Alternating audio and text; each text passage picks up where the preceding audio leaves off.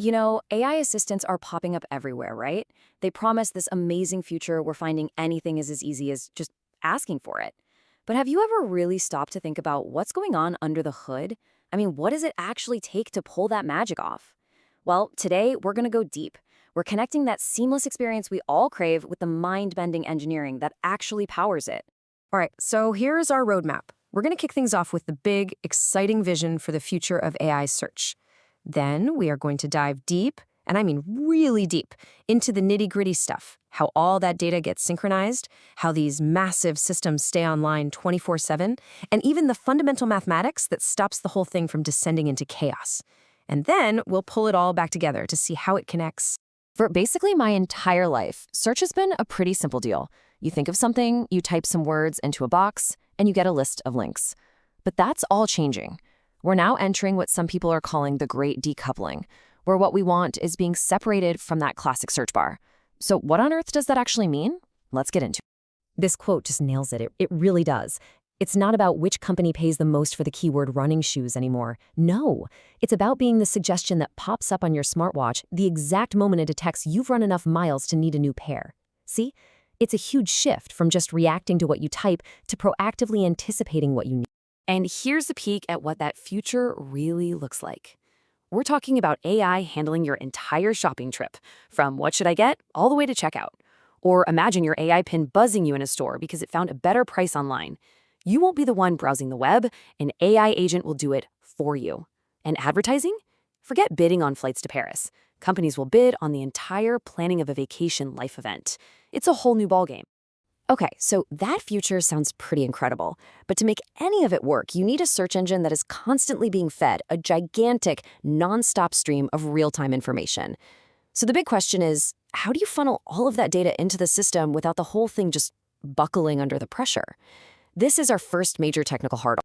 Just picture this. A blog post goes viral. It's getting thousands of page views a minute. Now, if you tried to tell the search engine about every single one of those views, one by one, you would absolutely demolish the system with a firestorm of tiny requests. The much, much smarter way to do it is to use a bulk API.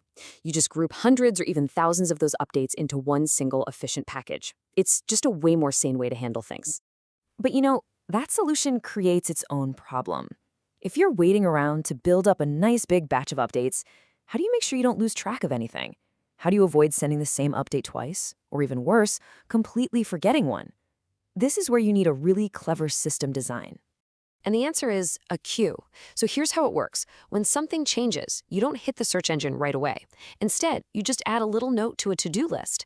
That's your queue. Then a separate process, a background worker, comes along, grabs a whole handful of those tasks, sends them all off in one big batch, and only then does it cross them off the list.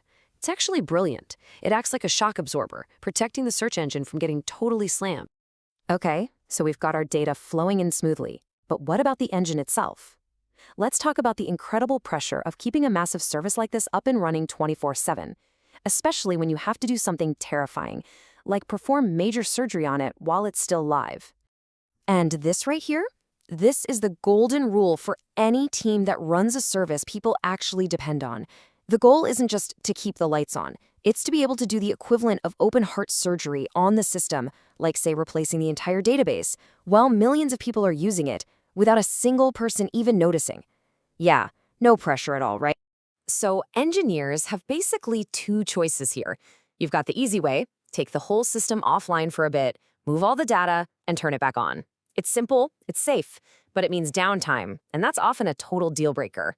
Then there's the hard way, the zero downtime way. You have your application write to both the old and the new systems at the exact same time. It's unbelievably complex and super risky because if just one write fails on one side but not the other, your data is now dangerously out of sync. All right, so besides those huge, scary migrations, the day-to-day performance often just comes down to how you physically organize your data. In a system like Elasticsearch, your data is broken up into these pieces called shards, and getting the size of these shards right is a total Goldilocks problem. If they're too big, recovering from a server failure takes forever. But if they're too small, the system gets bogged down just trying to manage thousands of tiny little pieces, and your search speeds just tank. And this chart shows that trade-off perfectly.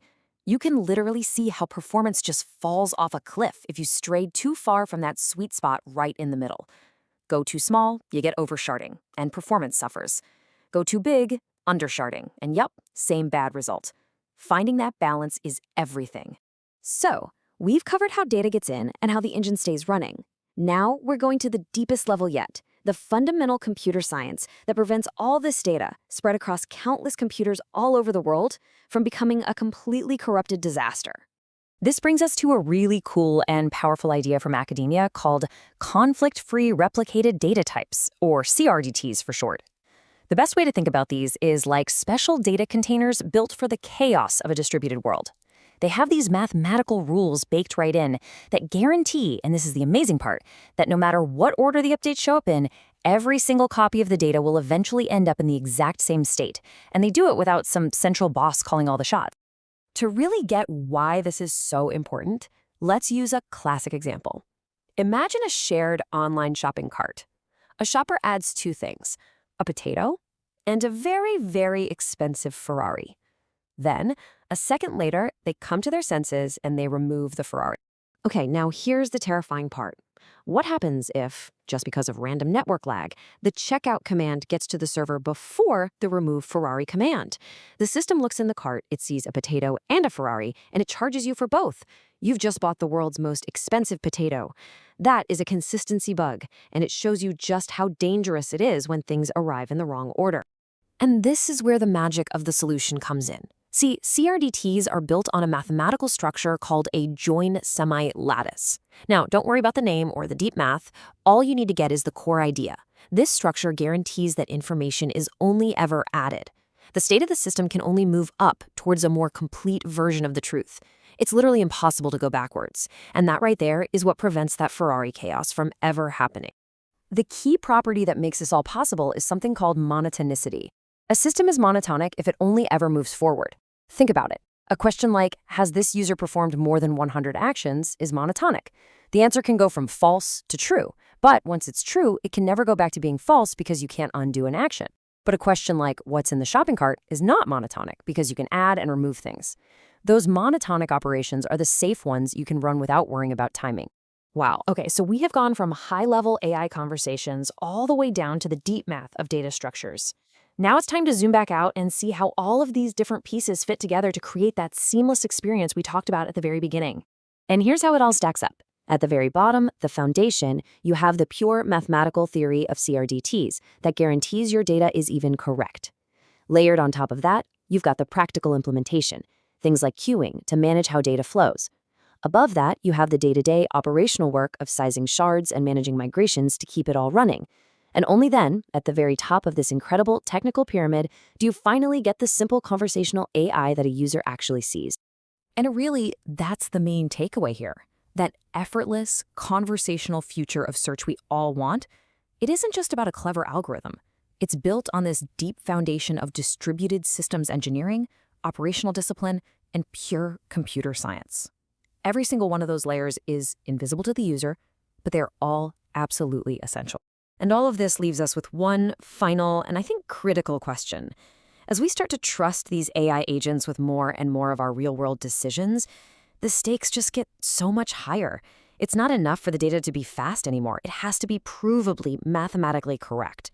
And figuring out how to guarantee that correctness at a global scale, well, that's the next great challenge for everyone building our AI-powered future.